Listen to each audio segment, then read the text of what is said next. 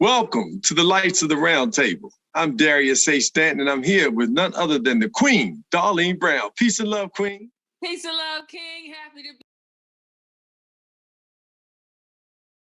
house. I'm chilling. I'm filming on location in Miami. So thank God for technology so that we can get our rest and relaxation, hydration, sunshine, and the other doctors from one of our former hosts or, guests. So I'm chilling. I'm glad to be here. Awesome. Who's our guest today, King Darius? Well, today, short of no other day, we are fortunate to have the grandson of a legend, the son of a legend, and a legend in his own right. I mean, this brother's so dynamic that the president didn't even get in the office. I don't even think he'd been in office 6 months yet, and already has granted this brother a presidential lifetime achievement award. Ladies and gentlemen, we have the pleasure of having Mr. Christopher A. King with us today. Welcome to the Lights of the Round Table. Definitely a light from the sunshiny state. He's right there with you, Marcus, in beautiful Tampa Bay, Clearwater, St. Petersburg area. Am I correct, Mr. King? Hey, King Stan, brother, we up in here. And yes, Sunshine State is in full effect from Miami all the way up to Tampa, St. Pete, Clearwater. Central Florida is making its presence known right here on Lights of the Round Table. How are you this evening, sir? Oh, hey, man, we're all pumped up and ready to go and so excited to have you. Thank you for joining us on the Lights of the Round Table. Matter of fact, just when we come back, we're going to get all into it. Make sure that you share the show. Make sure you like the show. Check us on Facebook and YouTube. Subscribe and make sure that if nothing else, as soon as you get touched by something that's said on this show or revelation, make sure that you hashtag the lights are on. We'll be right back with Christopher A. King on the Lights of the Round Table. Welcome to the Lights of the Round Table podcast with your co-host, Marcus Johnson, Darlene Brown, and Darius A. Stanton. Featuring special souls from around the globe, these cool, organic, and vibrant personalities come together to discuss the importance of physical health, spiritual strength, and mental well-being, all in an effort to empower our communities one dialogue at a time. Are you ready? Now is the time to break away from the hustle, bustle, and everyday struggles of life. Come shift your focus and flip the switch on a world less bright. The lights are on.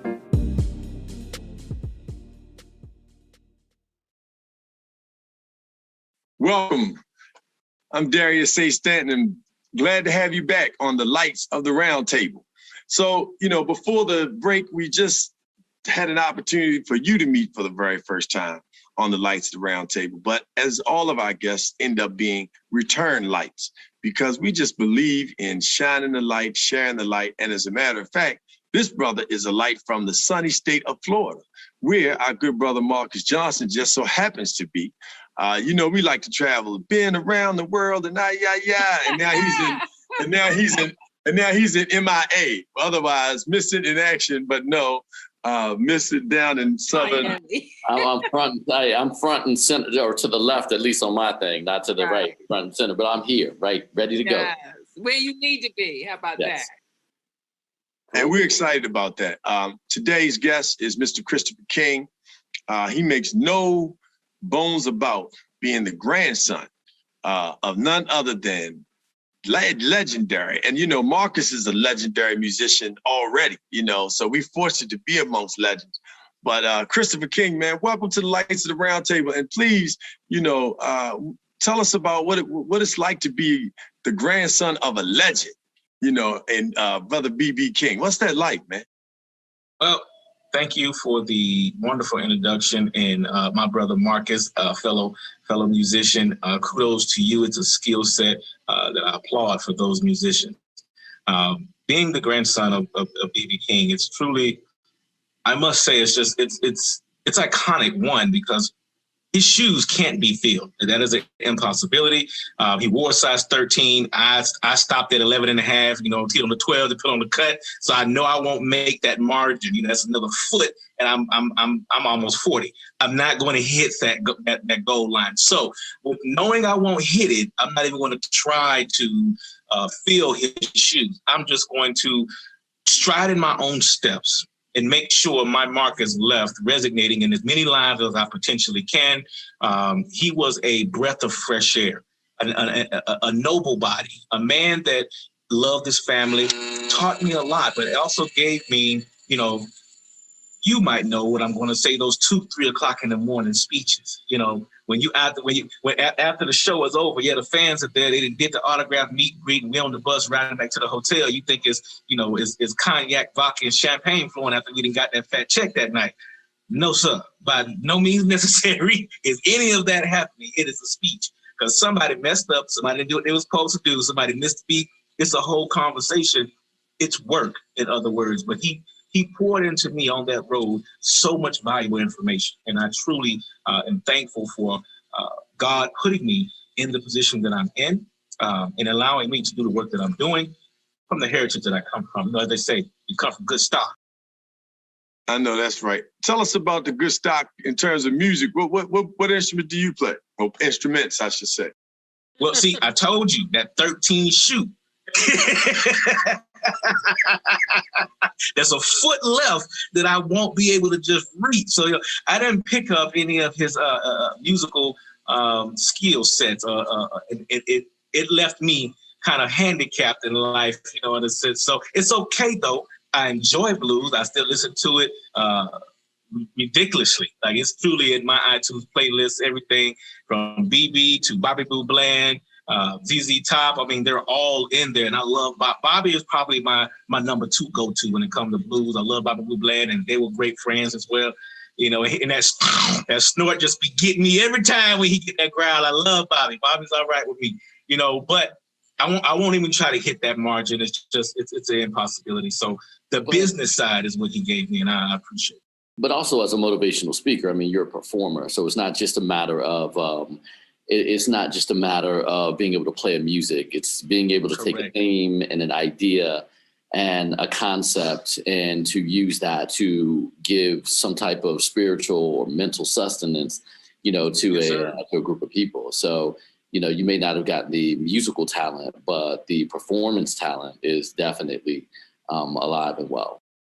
Absolutely. Thank you for recognizing that, Brother Johnson. Thank you. I truly appreciate that. Sister Brown? Being motivational is the ability to connect and engage with people and leave them better than how you found it. Leave them feeling inspired and energized, ready to ascend to a higher level. And I would agree with King Marcus and Jay that you definitely have that in your DNA, because I know that your grandfather left everyone feeling better after, you know, hearing his music and being in his presence, as you just shared in your very message, that at the end of the show, he was still about working and perfecting and improving upon his craft. And one of the things that we are about here on the Lights of the Roundtable is all about improving. And so, yes, you definitely have that in your DNA. So kudos to you. So Brother King, you know, there are 3 things we wanted to really, you know, get into. One was, you know, of course, your background, what helped you to be, and you explained to us what made you who you are as Christopher A. King, the motivational speaker. But you're also Christopher A. King, the founder of the Human Rights Florida organization that really has brought to light, and I'm really thankful to you, especially as a Black man, that you have taken on the role to address human trafficking because of how much of an impact it has on human beings, but in particularly in the case, and this is around the world, you know, you still have men that are trafficked and captured as slaves throughout, you know, Africa, in the Middle East. People are still being brought from different parts of Africa into Arab nations and being enslaved. When Gaddafi left Libya, It really became a major human trafficking hotspot still to today.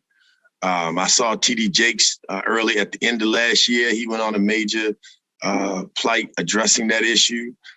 You've got human trafficking taking place in the Caribbean, in Latin America, and right here in the District of Columbia and the DMV, where we're all based. It's one of the hottest spots in the country for human trafficking, and definitely in Florida.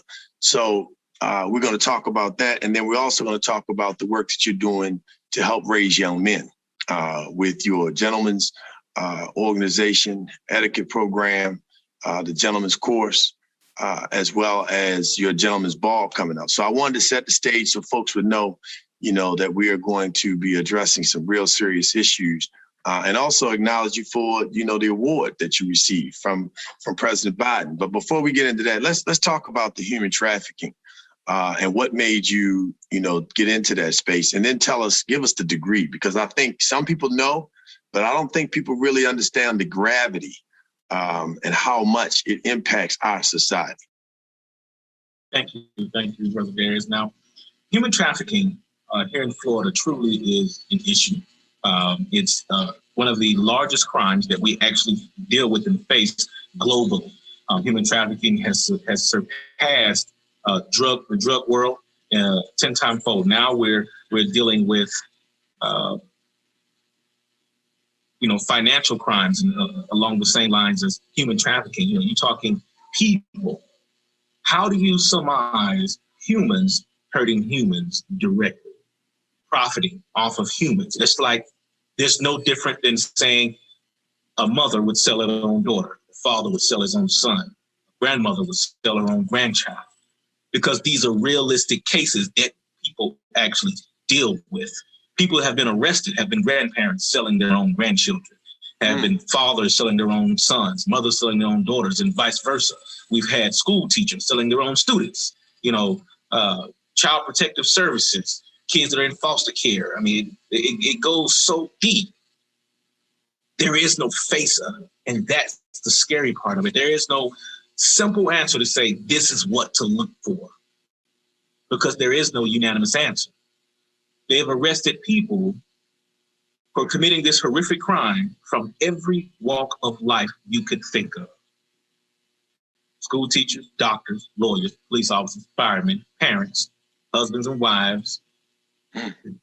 It's how do you stop that? How do you combat something that's so deeply rooted behind greed?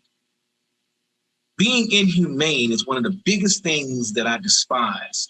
And every time I have a speech or I take the stage and I'm talking to a small audience or a large audience, doesn't matter. I always want to leave them with a simple message of being humane.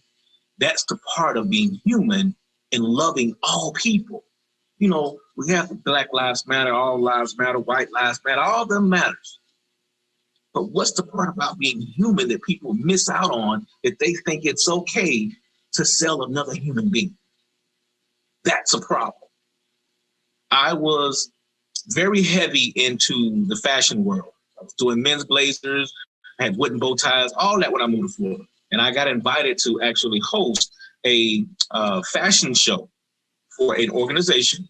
And it was funny because I didn't know what the organization was at the time. My manager said, hey, we got a gig and you need to be there at 8 o'clock for the red carpet, 9 o'clock, we're ready to host. I'm like, all right, cool. It was regular itinerary, we're going.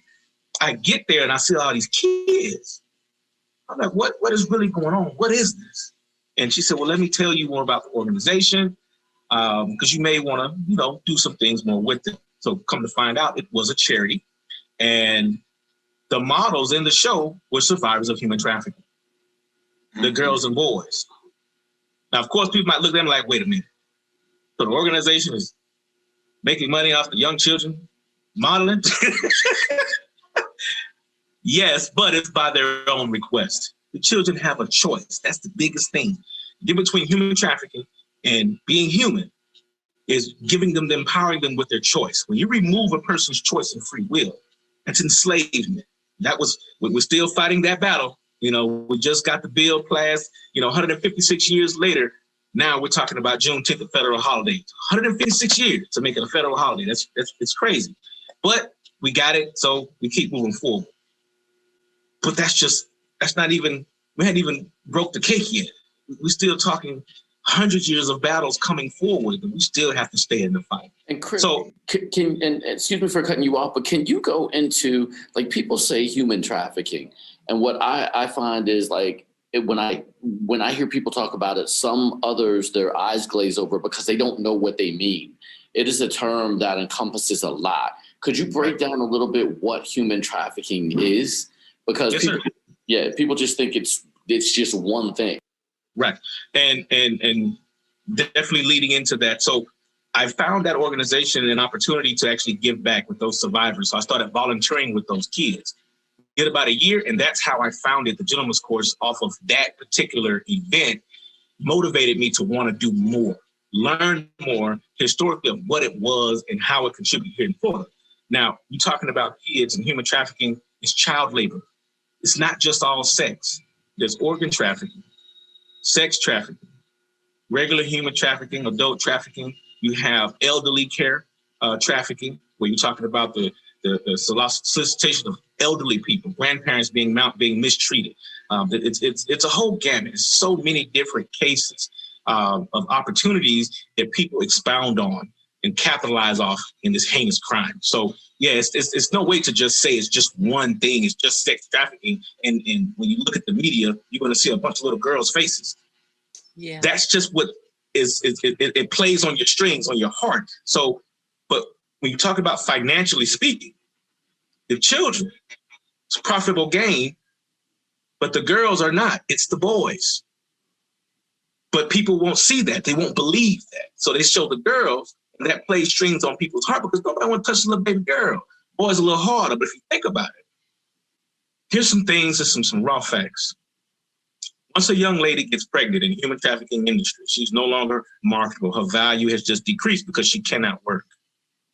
What's one thing that a young boy can never do? Get pregnant. Get pregnant. So I'm going to let that marinate for just a second on how they can continue to sell and use that young man over and over again, person to person, and just moving him through different situations. You know, understand the severity behind what we're talking about. Yes, that child was just born into human trafficking, and he's probably going to be sold. The mother will never see him again. Raised up in a world that they think that is society. That's how big of a picture we're talking about. Missing out on elementary school, birthdays, family reunions, everything that we call humane. You're taking it away. Their right to marriage, their right to life, their right to work, their right to education. It's so many civil and human right violations in human trafficking. It's ridiculous. So we talk about being inhumane. How can people do this to people? You go to sleep at night, it's okay. No, it's not okay. It's not right. It upsets me, but you know.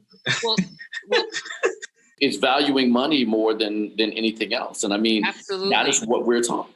You know what I mean? Right. Greed is ridiculous. Well, greed is one of the 7 deadly sins. And I know we have my King Darius has a mantra where he says that a lot of times it's systemic because they put profits over people. And it's systemic because they drive that, right? They drive the importance of profit over people. They also drive, from a society perspective, your value is attached to financial gains.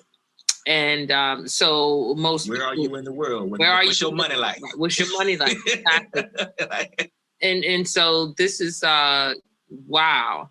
I know I would have a question. I know we used to hear about initially trafficking speaking around the labor, right? So initially we were hearing about the trafficking for labor, cheap labor. Do you think that it evolved into, or has it always been this vast of labor and then, obviously sex and has it always been all of these things? Yes. And it's only grown because when you think of it, you go back to, Brother Darius would be more keen on historical factors, my senior, but when you're talking about culture, let's go way back before slavery. Culture, let's go back to the days of Hebrew and the days of Roman time. Yeah. Slavery was not nothing new. It wasn't something that just brought or just started. They wasn't just selling people when Americans were brought over on the slave. That didn't just start. That was already, it's in the Bible. It was already there. It's already in existence. So we're not talking about something that just started yesterday. We need to fix it. We're talking about changing the cultural mindset of people who historically have found it okay to do this. Wow. So we're gonna get ready to take a break and hear from some of our sponsors. But when we come back, we're gonna jump right back into the conversation around child labor. And I think, it's also important for us to dig into, the other forms that you talked about, organ trafficking, because I don't think people understand the dynamic of that. There are a lot of homeless people. There are a lot of people who are incarcerated. There are funeral homes that are now being caught who are, these people who are undesirable, so to speak, or people, when they think people either poor, committed crimes, as society in general, they kind of write them off. And as you said, kind of turn a blind eye, to what's going on. So when we come back with the Lights of the Round Table, we'll have our very important guest this afternoon, Christopher King, share with us the other aspects of human trafficking on the Lights of the Round Table. We'll be right back. Peace and love. Human trafficking has been going on for a very long time.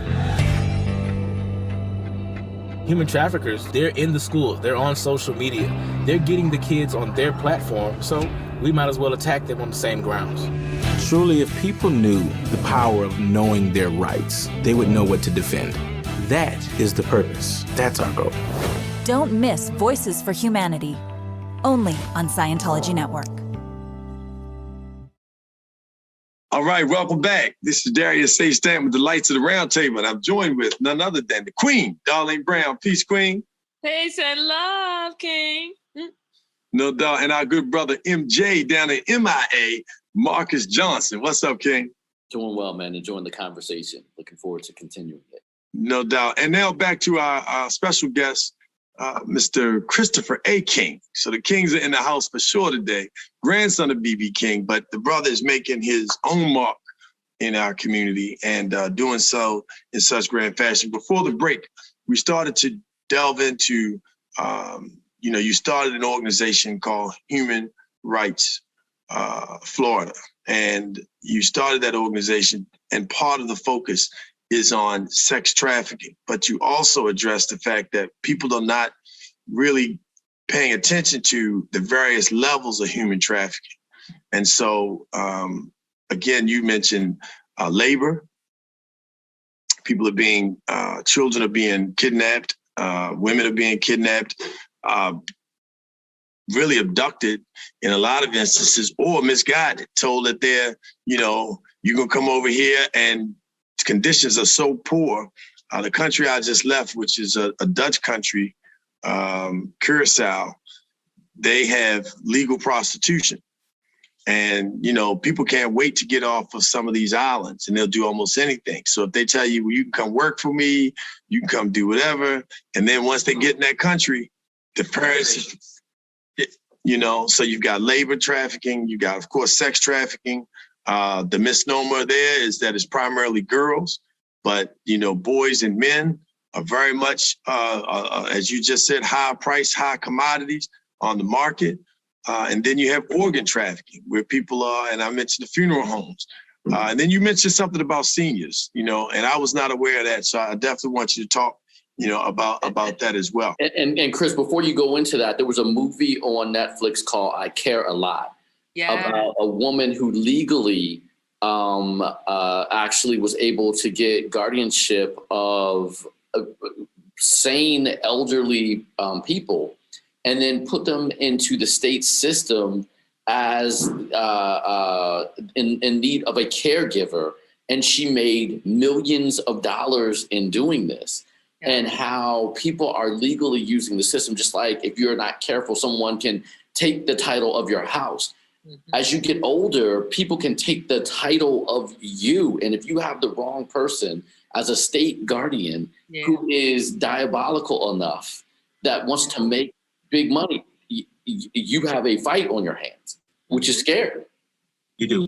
And just to really jump right back into it, sex trafficking, labor trafficking, trafficking that they really never specified any types to, but just when you get into the child labor and organ transfers and things of that nature, it's all bad. Don't get me wrong. There's no one better than the other. Trafficking is trafficking. It's all inhumane. And when you're getting into the elderly, and just to not to get too far ahead, but no, I have not seen the movie yet. I will be looking that movie up to watch it. I'm an honest man. I can't be everywhere. I can't see everything, but I will definitely check that out. Just give you some stats on Florida as of right now, so you see where we are here in Florida. Over 2,000 cases have been reported just this year alone. So far this year, as of today was June 23rd, they've called the National Human Trafficking Hotline 2,063 times to report cases. Just this 6 months that we've been in 2021. So when you're talking about how do you fight something, it comes through awareness and engagement, just like what we're doing right now. We have to tell people more about it, engage them, give them the raw fact, what it is, how they can fight it. Elderly abuse is one of the growing crimes in our country. I have a friend of mine named Carrie Kasem, who's one of the biggest elder abuse advocates. If you remember her father, Casey Kasem, from America's Top 40. She now lives in Florida, but she has been battling that particular elder abuse rights and laws, all 50 states across, getting things fixed for elders and how children can access their parents, just like what Brother Johnson was saying, that if you have the wrong person in charge or in care of, or that CNA, that RN, or the person who's in charge of their estate, or worst case scenario, that power of attorney, you're giving the person keys to something that you can't even act on as a child or as a relative, as a son, as a daughter. If they say you can't see your mother or father and they're the legal power of attorney, there's nothing you can do about it. You can go with the police and all. There's legally bound. They cannot help you. And you're the child. And that's bad. And that you're leaving that person a gateway to do anything they want with that elderly person. Bank accounts, sign off medical waivers to donate their stuff. I mean, it just to keep adding on to it. Yes, there are situations where you have child protective services in every state. So just to put this picture in your mind, you become a foster parent, you can make anywhere from $3,000 to $4,000 a month per child. That's what you get as a foster parent. Every state varies, but then the system itself, by harboring those kids, those cases, having them in-house, they get money from the state per kid to house and take care of their well-being, building beds, facilities, clothes, etc. Everybody making money hand over foot. But don't let the foster care system fool you. It's a money pot. You have all these people running up to be foster parents or adoption agencies to adopt kids. Where's the screening to make sure they're non-past human trafficking violators? Because if they approve a previous human trafficking violator, that person is going to get paid from the state. The system is going to get paid from the state for housing that child and having them as a case. Then they're going to turn around and sell that same kid in the market. And it's just, and the paperwork is taken care of. It's washed and clean. Everybody's making money hand over foot. And the people, this is how they eat. If I'm a human trafficker, do you think I need the money? Do you think I need the $4,000 every month? No, that's the back end profit. I'm going to send that back to the executive. So you give me 16 kids, I got a group home, I'm going to do some human trafficking out the back door, 16 kids at $4,000 a month, I'm going to put that back in your pocket because I'm going to make $250,000 off of each kid anyway. I don't need that $4,000 a month. I'm going to let you get that. Greed. It's ridiculous. So Chris. And a lack of oversight. I mean, these are the things where we talk about what can you do in your community. A lot of it, right. It really begins with just asking the question. And this is where it becomes incumbent upon us as we're looking in D.C. to support, judicial candidates like right. Marilyn Pierre, et cetera, so that when because unfortunately, and I know tangentially, I don't have the facts, but it looks as though there are people at all levels that are a part of this kind of system. So if you have a judge that's like, you know, or even ignorant and doesn't care, and like he wink, wink, this is one of those, you know, I need this to go through. And then they signed off on that paperwork. As you said, the paperwork is clean. What you're saying there is a whole idea of it is legal. They have figured out the legal methods through which to then pimp out men, women, kids, the elderly, all of them, and then get paid for it. And get paid for it. You know, it's so how do you fight it? You know, yes, they install human trafficking task force. They have them all over Florida. It's great. I'm a part of a few of them, and we work cohesively together to fight the battle. You know, engagement awareness. They have organizations like our Operation Underground Railroad, where there are a lot of retired military members who actually go in and rescue kids. You know, the battle is growing and the army is getting very large. There's going to be a reckoning at some point where this will come to a fold. It won't last forever because it's a trend. You know, they're getting to the point to where, okay, yeah, you up there, but how long are you going to sit up there while this is still happening? Because the people, it's just getting, you know, the numbers are getting so big, you know, you have to just, I got to get away from this, you know, because you can't run forever, but it's just sad that we have to deal with it. But we're getting to that point, and I'm thankful. Christopher, let me. I wanted to step back because I do want us to get to. I want us to go through after we talk about the organ because we didn't really delve too deep into that. I do want us to be able to come back to each one of those areas and talk about what you're able to do to. What are the solutions? You know, what can people do? How can people, you know, in terms of you talked about, you know, what can we do to help protect seniors before they become seniors? What can people do in terms of protecting their rights and their affairs and those types of things? And then the same thing with children and the labor rights. And then, you know, how can you identify? So we want to deal with that. But talk to us about organ, because I don't think people understand, you know, you can donate your organs or you can be in doctor's offices and hospitals.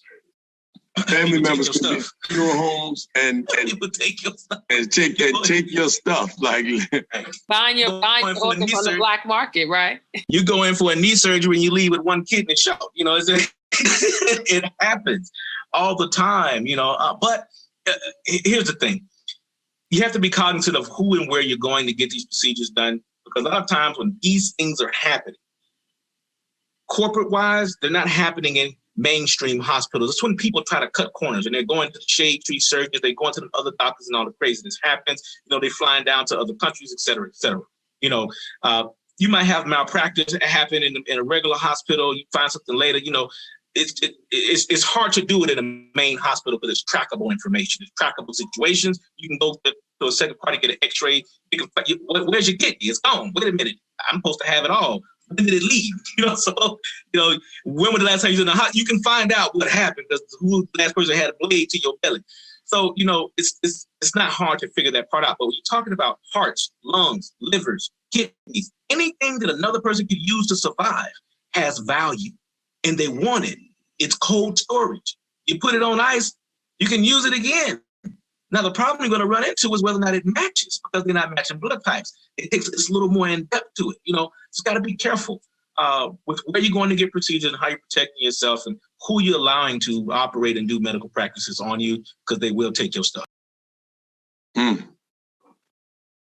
Wow. I mean, just the thought of that. And so we're talking liver, we're talking kidney, we're talking spleen. Pancreas, and all the organs that are valued that you really need. Everything you need to survive is transferable. And think about it. Some of them, you got two of them. You only need one. So, you know. So we got two as a backup. You know, so most you know, you got two in your body, you only need one, so let me go get one. You don't need both of them. You know, you healthy, you young. Where are they being sold? How are people buying them? Oh, it's all black market. You know, it's not. That's not like I can't go Google it. I would say it's all black market, and I would say probably indicated that it's dealing with you know, medical professions that may have their own professions, right? Where practices where they can cover their tracks. Think about it. You got a lady in California operating in a doctor's office, doing plastic surgery, getting a nose job for $2,500, and she wasn't even licensed, and she was in a doctor's office. Think about that for a second. You go in a doctor's office. When the last time you checked to see if their license was valid? Just when you go to the doctor now, did you check and say, "Hey, let me see your license"? What year? Yes, I do. Honestly, but here's the thing: I'm the lawyer here, right? I do, and with my mom, I do, because it's so important, and I understand that licensure is important. I mean, I check things. I check if I'm renting something. If I'm going to use somebody to help move my furniture, I'm going to Yelp, because my reviews. Money. It's me. And this is my family, and this is my life. It is.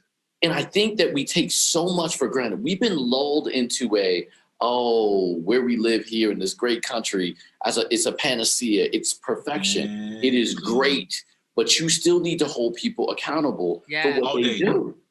Oh, absolutely. I'm really big on holding and being accountability. Darlene, one thing that Chris said real fast, and we have to deal with, I don't know if we can deal with it this segment, is this. It generally happens when you try to cut corners. Yes. You slid, he slid, he was just like riding away. When you're trying to cut corners, that's when it happens. When you try to go to the wrong vacation spot. And you know what? That's a good point, because they want them BBLs, they want them mommy makeovers and all that foolishness. They're putting themselves accessible. You're making yourself a potential candidate. You don't even know it, but y'all go do what y'all do. Y'all get y'all contour is right, but just be careful. So don't be cheap. It's basically, listen, when it comes to your health, then you need to verify their licenses. And you need to understand that you want to make sure that they are qualified to do whatever you need to get done credentially. And that it's going to cost. We all know. Spend the money. The issues and the issues that we have, and how I don't cut corners in life. I pay money simply because warranties and guarantees, and you can come back and fix it if it's wrong. I'm not going to pay the guy $500 through my patio just because I know that's my brother cousin. He can get it done quick. No, I'm gonna spend the $4,000 because I want if my brick leaning over, the edge don't come back and fix it. I ain't got to spend no more money. Pay the money. But the thing is, though, again, people's value, as we said in the beginning, has been in their things, right? So they'll cut the corners on health and on our houses and on our this and that, things that actually matter, in order to look better with the car we drive or the clothes we wear. And that is, got time. We have the pandemic is one of a lack of self-concept. Yeah, as to who we are as people. And I had my daughter's placement. She goes into third grade, and she's already getting placed for fourth grade now. And as you said, Chris, I pay tens of thousands of dollars a year for my daughter to go to a private school, and had a conversation before the second grade just ended about fourth grade, because I paid the money. Now, you may not necessarily do that, but in your tax bracket, you do the best that you can. Do what you can. And that is engaging the teachers. Right. But you have to understand who your child is and your family, and you have to be engaged. Engaged. Right. Yeah, you have to be engaged. I think that's the number one thing, and we want to drive home here from a solution perspective when we talk about trafficking in the different ways that they traffic. One of the ways, being engaged and being accountable, just to know who, right? And are they credentialed? And, sometimes the cheaper route isn't always the best route. Right. And who, especially when it comes to your health. And the who also in parenting. So when we come back, I'm glad we're having this conversation about solutions. When we come back, we're going to deal with the solutions: how to protect your children, how to protect your seniors, your grandparents, how to make sure that they have things in place. Get your things in place now while your mind is right, okay? Before things start to happen differently. And I would show you my turmeric, which definitely helps the mind get right. Turmeric and ginger. So if you have that near, if not, make sure you get some. When we come back on the Lights of the Round Table, we'll be with Christopher King, Darlene Brown, Marcus Johnson, and myself, Darius A. Stanton, as we get into the solutions of how to protect yourself and your family from the various forms of human trafficking. And we're also going to talk about in this last segment all the good work that this brother's doing in the community to raise young men. Our good brother, Christopher King. When we come back, remember, hashtag The lights are on.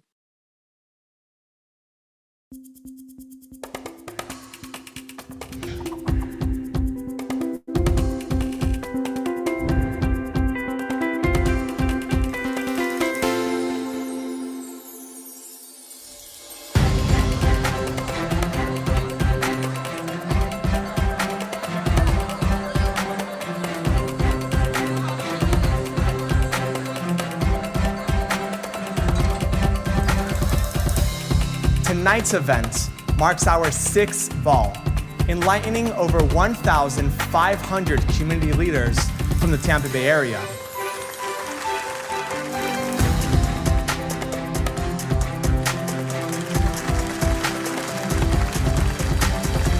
The Gentleman's Course mission is if we change our youth, they'll change our future.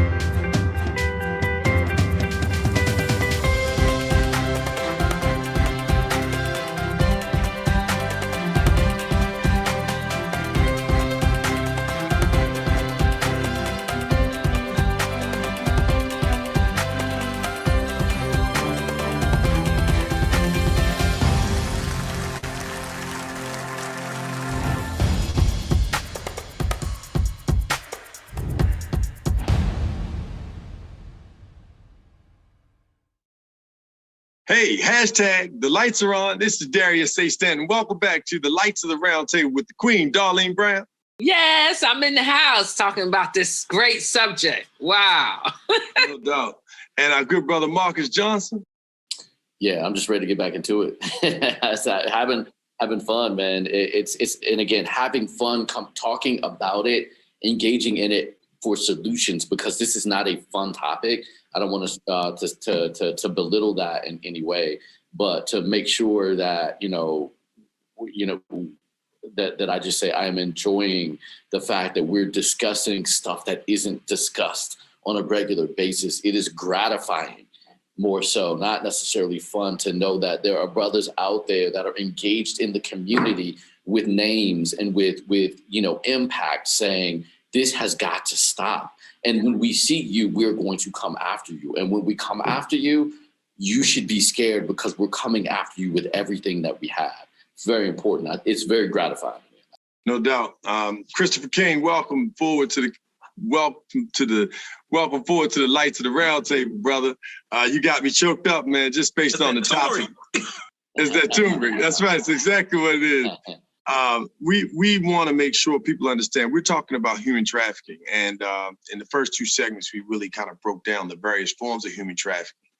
And, one of the things that we always do and make sure we want you to do is hashtag when you hear something that resonates, when you feel like there's something that's touched your spirit or your soul, or you can connect with it, then please hashtag the lights are on. Make sure you also share this show on Facebook, on YouTube, subscribe to our YouTube channel. The lights are on, the Lights of the Round Table. And also, please, without question, go to our website, The Lights of the Round Table. The Lights of the Round Table. Please go check us out, subscribe, and follow us, because we are making sure that we bring things to the table that are not necessarily being shined upon. And so before the break, we talked about the solutions, so how do we prepare ourselves? I'm gonna start with our children, of course, protecting our babies. Then we're gonna talk about labor and the organs. And then we're gonna come back to seniors and how we protect our seniors even before you become seniors, how you can protect yourself, set up a will, put your affairs in order at 25, 30, 35, 40. Don't wait until you're 60, 65, 70 to start putting your will in position. Get your medical power of attorney, get your property and all of your legal affairs, your power of attorney to manage those things. It's two different things. So we want to get into that.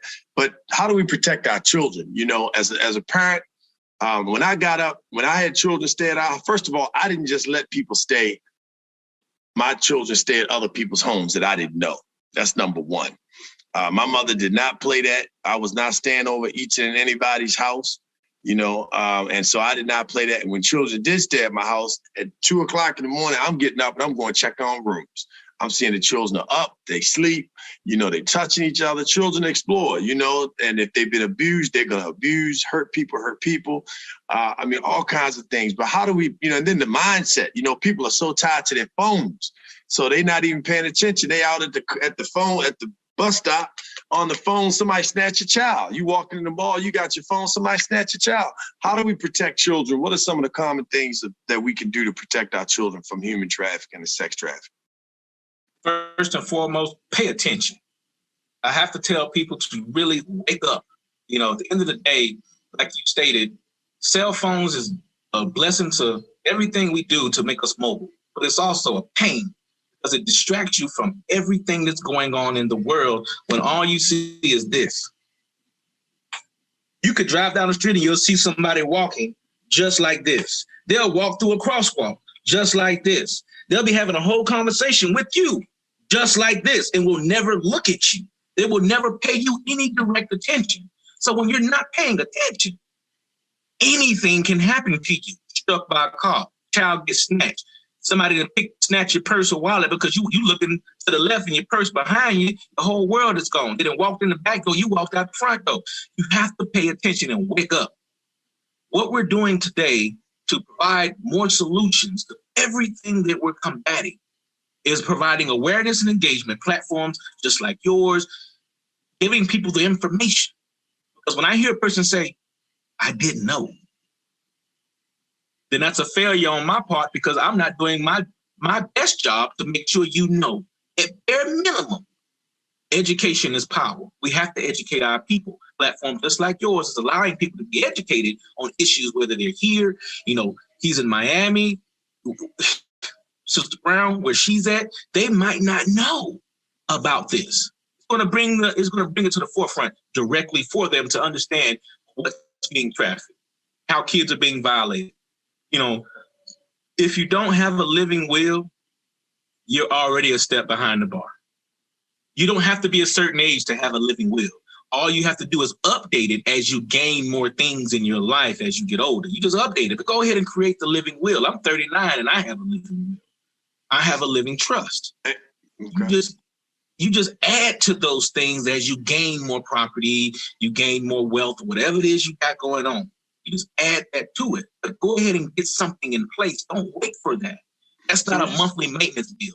When you say get something in place, a living will, what is the power of attorney inside of it? Tell people what the power of attorney and the medical power of attorney, they're two different things. Is that part of the living will? Well, forgive me for not being the legal representative, but I'd rather my brother Johnson answer that question from a legal perspective.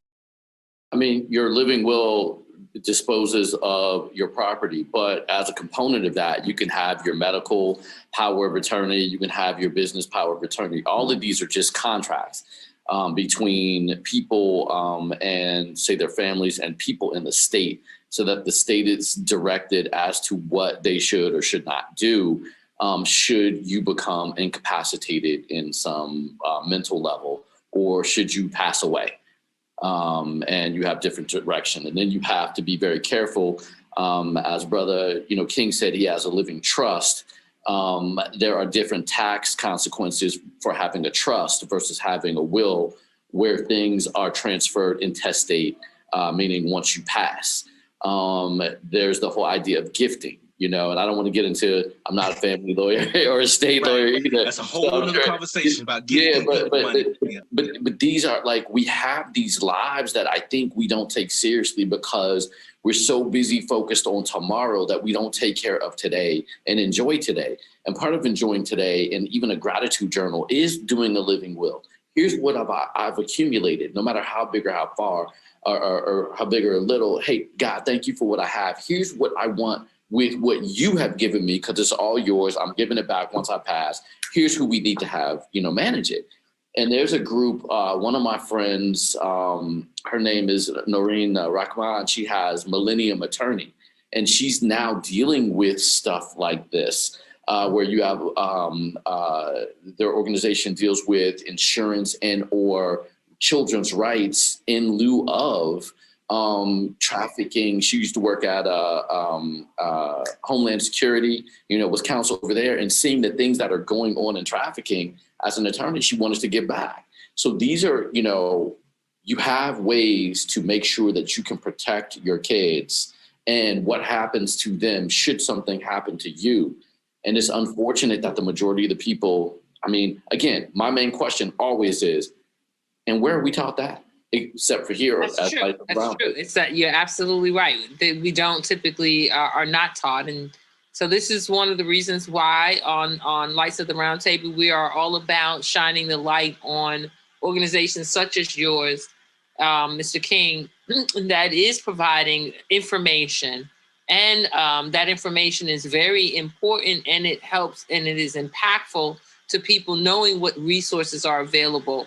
And then they can be engaged, and then they can take action to protect themselves and their family. Correct. They can. There's so many options out there for people. And like we stated, all stated here on today's show, education is key. Where is it taught? It's not taught in the schools anymore. It's not taught, in the community centers. They have to go online. Just like people say, well, you can find it on YouTube. Well, guess what? Google it, because everything is on YouTube now. Even it's crazy. But you can combat things. You can learn how to develop software, free coding classes. Everything is out there. It's searchable information. So we're in a self-taught society where I think people just need to take grasp of what's important to them to actually go out there and get the information, as well as us maximizing our efforts to give it to them. It's like he said, the attorney who's, giving back. She's taking it on her own to give back. If we had more people that wanted to just give back to people, we would be able to fight this battle a whole lot better. Well, I'm intrigued and want to hear you talk more about the Gentleman's Etiquette program that you have, and that you shared that kind of how you came to start that, do your work that you were doing. If I could ask you to backstep just a moment, sure. So we can flash, make sure that we put for our audience, so people know how to donate and get more information about your human rights organization. Give us the website for the human rights organization and how they can reach, your organization, so we can put that up on the screen and they can reach and contact you for that information, please. So for all the listeners and viewers today, if you have not put it together, so I'm the president for United for Human Rights Florida, which is a Florida chapter of the international organization United for Human Rights. I'm the president of that. You can find us on the web at www.humanrights.com. And that office we have one in Miami, as well as one in Clearwater and Tampa. My headquarters office is out of Clearwater, Florida, although I live north of Tampa.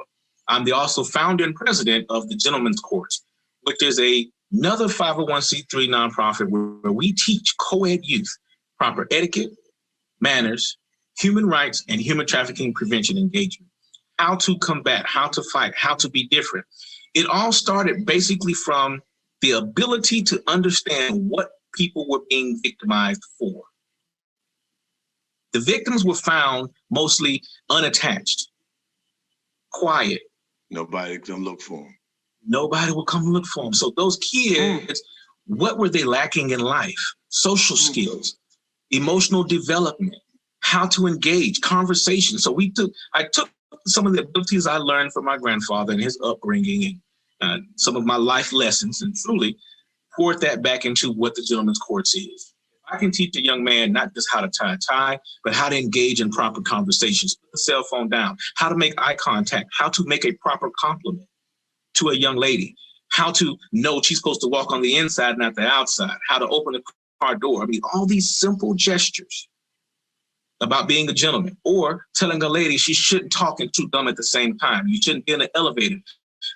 About the seam lines in her dresses. And the lady asked me, how are you a man going to teach a young woman how to be a woman? I don't have to be a woman to teach a woman how to be a woman, but I can teach a woman the standards of how she's supposed to be. How you present yourself as a lady, that's a universal topic. We know what a short skirt is and what one is proper length. We know what proper posture is. That is not a sexist topic. It's just a simple topic that everybody should cover, and it varies on the person's height, weight, et cetera, et cetera, et cetera. Well, these are some of the things that how we're covering. How important is a handshake and a look in the eye for young men and for young ladies, and then grow as you grow into adults? Darlene, you're been in a male dominated business in both in IT and finance. How important is that handshake and that look in the eye for a woman and a young girl to speak to that confidence? And when all those things you talked about in your gentleman's course, people don't realize that the confidence in itself, people watch to see if they can prey on you based on whether or not you're confident. You drop absolutely. Absolutely. That is correct. That is correct. And your confidence is felt in your handshake, and it is seen in the direct eye contact, because your body language is communicating 83% of everything anyway. And so your posture, your handshake, the way you stand when you're communicating, and the direct look in someone's eye as you're engaging and communicating with them, all speaks to your confidence. And so it's extremely important. And that is something that, we always say it starts in the home, and it does. Is your confidence is in the developmental years, right? And we know that starts, and that foundation is built in the first 5 years. And so how do you establish confidence in your child between 1 and 5? And then how do you support that as they continue to develop? You're so correct. And the problem that we have is children are raising children. That's one of the biggest. I'm just going to say that out there outright, put it out there on Main Street. Yes. But haven't children always raised children? I was just getting to that. Oh, okay. The difference is, normally Marcus is the one that comes across the with that left hook. Yeah. The difference is the way our grandparents, and yes, our great grandparents were having kids at 14 and 15. Yes. That it was all family oriented. Everybody was together. There was a different level of responsibility in the home and the requirements of being a 14, 15-year-old, because you wasn't just playing video games and shopping every day. The mentality was different back then to what kids that are 14 or 15, what they're doing today. They're not working. They're not plowing the fields. They don't understand what financial literacy is, the importance of money, or taking care of a home, or taking care of the family. They don't even know how to cook until they're about 23. It's crazy. It's crazy where the cultural disconnect has spread and margin has gotten so far away. How do you recover from that? So that's one of the biggest problems is parents need to start parenting again, 100%. And I broke it down for a mother and a father one day, and they told me, I raise my kids every day. I'm going to be quick with this so we can really move into it. You sleep for 8 hours, they sleep for 8. You work for 8, they sleep for 8. That's 16 hours you're not with your kids. It's 24 hours in the day. They're in school for the other 8 to 9. Then they got football practice, after school program. You're talking about literally you may be with your kids 4 hours out of the day, total. Because when, like you said, Brother Darius, when you're in the room, you're not there. You don't sleep in the same bed with your kids, so you're not raising them. So you got 4 hours out of a day that you're raising your kids. What about the other 20 hours? What are they doing? What are they influenced by? Who's with them? What do you have to unteach that they're impacted by? It's so much. But again, it goes back to, we had a show a couple of weeks ago where we were talking about programming. And, the whole idea of we have been programmed and conditioned. The humans have been, especially Americans, have been domesticated like animals, where, we have been disconnected from our families. So now it's us against them. So your cousin won't look after your kid like the way they used to, or your aunt or uncle won't do that because it's all about me. What have you done for me lately? So you have a disconnect there. Then you got to pull that stuff together. I know we're running low on time, but the programming, it is real. It is like programming a computer. They have programmed humans to be able to be individualized and separated from each other so that you can exploit them, because then you feel, oh my God, I only have 4 hours with my kid. What am I going to do? Then you start putting them in other programs for other people to raise them that don't have the best interest at heart for your kid. And don't share your values and don't share your morals. And this is why they always say, being a parent is one of the most important. It is also the toughest, but they also say the Proverbs of it takes a village to raise a child. And one of the things that I want to point out, because babies have always been having babies, but there's always been a community. I know when I grew up, growing up in the Bronx of New York in the 70s, there still was a community. The neighbor, we were cohesive in the unit, and I see that does not exist as much today. And I think that is a problem. It is. Well, thank you for sharing it. We're at the tail end of another. Don't forget to hashtag the lights are on. Make sure you're sending the hearts, the likes. Make sure you're sharing it. Make sure you're checking us out on Facebook, liking us on Facebook. Make sure you go to our YouTube channel, subscribe to the Lights of the Round Table on YouTube. And also, make sure you go check out the Gent course. You see it above on the corner of our good brother, Christopher A. King, the gentcourse.com. And Christopher, please also share with us as we wrap the 22nd of January, correct? Is 2022. 22nd of January. 22nd of January, the Gentleman's Ball. It's our annual fundraiser. So I definitely look forward to hope of seeing everybody there in Clearwater. Tickets online. You can visit our website at www.thegentcourse.com. You get all the details and information and potential sponsorships if you'd like to do so.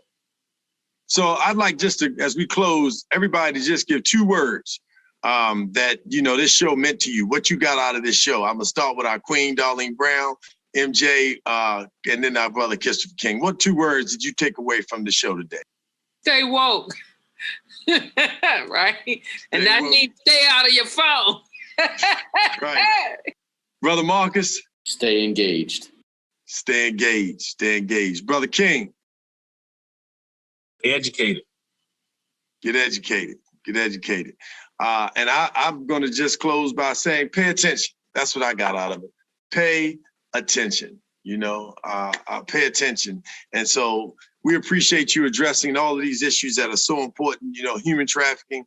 I did want to let people know that you are the presidential awardee. The current President Biden, fresh in the office, saw fit to give our brother, Christopher A. King, the Lifetime Achievement Award for the work that you're doing in Florida and around the world. So thank you so much, brother, for your work. Thank you. If you want to book this brother, you can go to thegentcourse.com. He's a motivational speaker. As you can see, he's always dapper. So if you need some consulting for that, you can catch him on Clubhouse, and he'll help you get your wardrobe together, because he is on Clubhouse too. I'm on Clubhouse, yep. That's right. That's right. So thank you so much, Brother Christopher A. King. Make sure you check him out. And we hope to have you back, brother, to talk a little bit more about your Gentlemen's Club. And especially as we get closer, to talk about your event and how people can sponsor and support, really push people, and love people, love people. Thank you so much, King. Thank you, sir. Let's do it. All right. Well, this is Darius A. Stanton for Darlene Brown, Marcus Johnson, and Christopher King on the Lights of the Round Table. Remember, hashtag the lights are on. Peace and love. Peace and love, y'all.